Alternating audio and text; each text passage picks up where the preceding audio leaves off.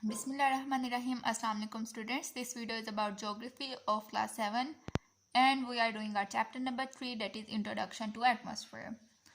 In the previous lecture we had learned components of atmosphere, and in today's lecture we are going to learn about the layer structure of atmosphere. Atmosphere की मैंने आपको I think previous lecture में बता दिया था कि atmosphere layers के तौर पर होता है कि गैसेस हैं वो एक लेयर्स बनाती हैं अराउंड आवर अर्थ. सो हमने वो लेयर्स पढ़नी है कितने लेयर्स हैं. तो हमारे पास 4 लेयर्स हैं: ट्रोपोस्फेयर,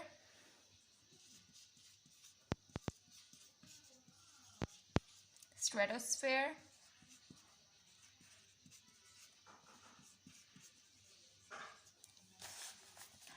मेसोस्फेयर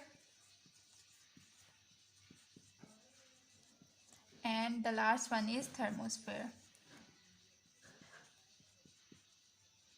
Okay, so अगर ये हमारे पास अर्थ है, जो सबसे पहली होगी वो होगी हमारे पास ट्रोपोस्फेयर, उसके बाद आएगी स्ट्रेटोस्फेयर, उसके बाद मेसोस्फेयर और फिर लास्ट पर थर्मोस्फेयर. ओके, साथ साथ पढ़ते जाते हैं, देखते हैं क्या है, किस तरह है. On the basis of temperature. अच्छा, हमने ये टेम्परेचर की बेसिस पे डिवाइड किया है इसको, हमने और किसी बेस पर नहीं किया, कंसंट्रेशन या गैस वगैरह की बेस पर नहीं किया, हमने टेम्परेचर की बेस पर इसे डिवाइड किया.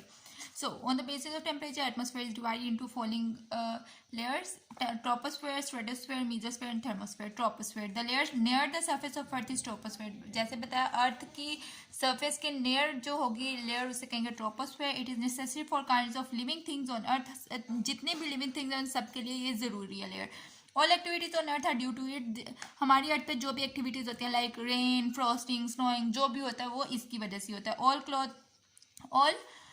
All climatic changes appear in this layer. For example, cloud formation, rain, winds and heat etc. कोई भी चेंज आना हमारे क्लाइमेट में, जैसे क्लाउड फॉर्मेशन होगी, रेन होगी, विंड होगी, हीट होगी, जो भी आना है वो इसी लेयर की वजह से हमारी अर्थ पर आएगा. These changes provide a moderate environment to earth. moderate कहते हैं मुनासिब. तो ये जो लेयर है, ये जो चेंजेस हैं ये हमारी इन्वायरमेंट को मॉडरेट रखते हैं, तब मुनासिब रखते हैं. The gases, water vapours and dust particles of atmosphere are present in this layer. इस लेयर में ये सारी चीज़ें होती हैं. कौन कौन सी चीज़ें हैं हमारे पास? ट्रोपोस्फेयर में हमारे पास है गैसेस, वेपर्स, वही जो हमने पढ़ी थी, कौन सी जो कंपोनेंट्स थे एटमॉस्फेयर के सारे कंपोनेंट्स इसी में होते हैं. Vapours and dust particles.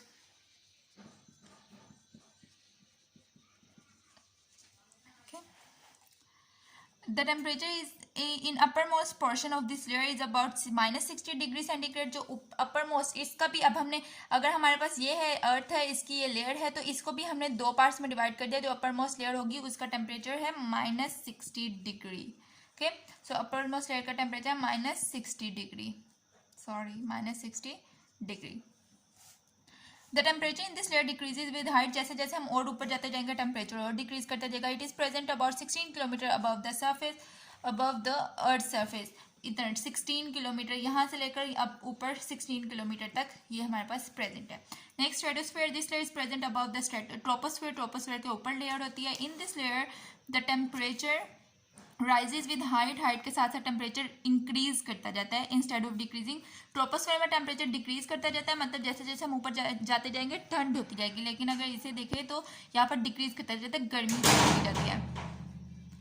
At its boundary temperature reaches about 0 degree centigrade. Boundary पर मतलब जब कॉर्नर आ जाता है इसका, तो वहाँ पर 0 डिग्री सेंटीग्रेड हमारे पास टेम्परेचर होता है. Huge amount of ozone gas is present in stratosphere. अब जो ओजोन गैस है वो स्ट्रेटोस्फेयर में होती है.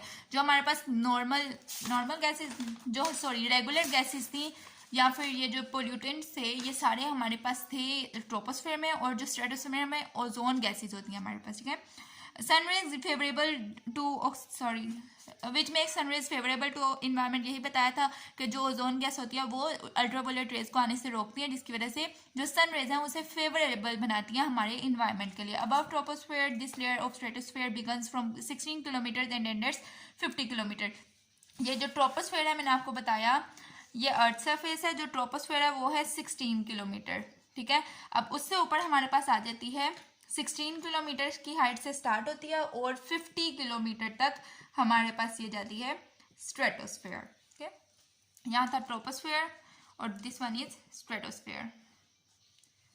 नेक्स्ट है mesosphere. This layer is present above troposphere, above stratosphere. In this portion temperature again decreases अब with height, जैसे जैसे height होगी temperature decrease करता जाएगा, कम होता जाएगा. At the boundary of stratosphere the temperature of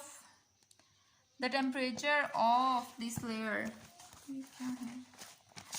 the temperature of mesosphere, ठीक है, at the boundary of the mesosphere the temperature of air reaches about -100 degrees centigrade. Here the gases of air and other particles are in minimum amount. This layer is from 50 to 80 kilometre in the atmosphere. ये देखना पहले कहाँ से 50 kilometre तक हमारे पास थी stratosphere, तो अब 50 किलोमीटर से आगे कितनी है 80 किलोमीटर है हमारे पास. 50 से स्टार्ट होती है 80 किलोमीटर स्ट्रेटोस्फेयर, सॉरी मीजोस्फेयर. और यहाँ पर कहने यहाँ पर जो गैसेस होती हैं वो कम होती हैं, उनकी बहुत ज़्यादा कम होती हैं, और गैसेस कम होंगी तो इसका मतलब है यहाँ पर जो टेम्परेचर है वो डिक्रीज होगा. तो -100 डिग्री यहाँ का टेम्परेचर है. थर्मोस्फेयर -100 डिग्री बहुत कम टेम्परेचर है. Thermosphere extends from 80 kilometre to the final boundary of atmosphere. 80 kilometre से स्टार्ट होता है और फाइनल जहाँ तक एटमोसफेयर हमारे पास है वहाँ पर आके खत्म हो जाता है. In this portion of atmosphere temperature increases with height के साथ इंक्रीज करता है. At the height of 350 kilometre the temperature of about 100 degree centigrade is recorded. 100 degree यहाँ पर टेम्परेचर बहुत ज़्यादा होता है. 100 डिग्री सेंटीग्रेड टेम्परेचर देखा गया. मीजोस्फेयर में -100 डिग्री हमारे पास टेम्परेचर था मीजो में, और थर्मो में हमारे पास है 100 डिग्री. मतलब थर्मो में टेम्परेचर ज़्यादा है, मीजोस्फेयर में कम है, और स्ट्रेटोस्फेयर में ज़्यादा था और ट्रोपोस्फेयर में टेम्परेचर कम था. नेक्स्ट है difference between weather and climate. Weather is the whole condition of temperature, atmospheric pressure and speed, humidity and precipitation. Simple अगर देखा जाए